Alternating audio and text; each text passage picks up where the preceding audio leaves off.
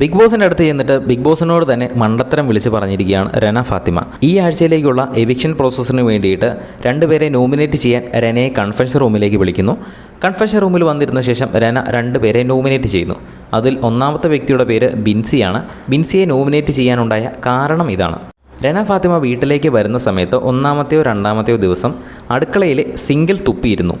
അത് ബിൻസി കണ്ടു. ബിൻസിയുടെ അടുത്ത് രന പറഞ്ഞിരുന്നു. അപ്പോൾ അത് പിന്നീട് രനയ്ക്കെതിരെ ഉപയോഗിച്ചു എന്നൊരു കാരണം പറഞ്ഞുകൊണ്ടാണ് രന ബിൻസിയെ നോമിനേറ്റ് ചെയ്തത്.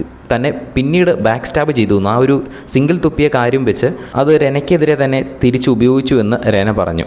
അത് പറഞ്ഞൊരു രീതിയാണ്, ഞാൻ ഇത്രേ ചെയ്തുള്ളൂ, ഞാൻ സിംഗിൾ തുപ്പിയത് മാത്രമേ ഉള്ളൂ, അത് വെറുതെ അത് വലിയൊരു തെറ്റാണെന്നും കരുതി അത് വീണ്ടും ബിൻസി എനിക്കെതിരെ ഉപയോഗിച്ചു എന്നാണ് പറഞ്ഞത്.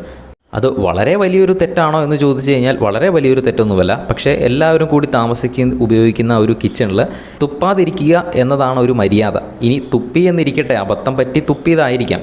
ഇനി അങ്ങനെ തുപ്പിയതാണെങ്കിൽ അതൊരു തെറ്റാണെന്ന് മനസ്സിലാക്കി അത് ആ ഒരു തെറ്റ് സമ്മതിക്കുന്നതിൽ തെറ്റൊന്നുമില്ലല്ലോ. അതും രന മനസ്സിലാക്കേണ്ടതായിരുന്നു. പിന്നെ ഈ ഒരു തെറ്റുകൾ സംഭവിക്കുന്ന സമയത്ത് അത് തിരിച്ചുപയോഗിക്കണോ വേണ്ടയോ എന്നുള്ളത് മറ്റ് മത്സരാർത്ഥികളുടെ ഓരോ സ്ട്രാറ്റജി പോലെ ഇരിക്കും. അതൊരു കാരണമായി പറയേണ്ടതില്ല. എന്തായാലും ഈ സിംഗിൾ തുപ്പിയ കാര്യം അധികം ആൾക്കാർ അറിഞ്ഞില്ല. ഇപ്പോൾ എല്ലാവരും തന്നെ അറിഞ്ഞിട്ടുണ്ട്. ബിഗ് ബോസിൻ്റെ കൂടുതൽ ലൈവ് അപ്ഡേറ്റ്സിനായിട്ട് ചാനൽ സബ്സ്ക്രൈബ് ചെയ്യും.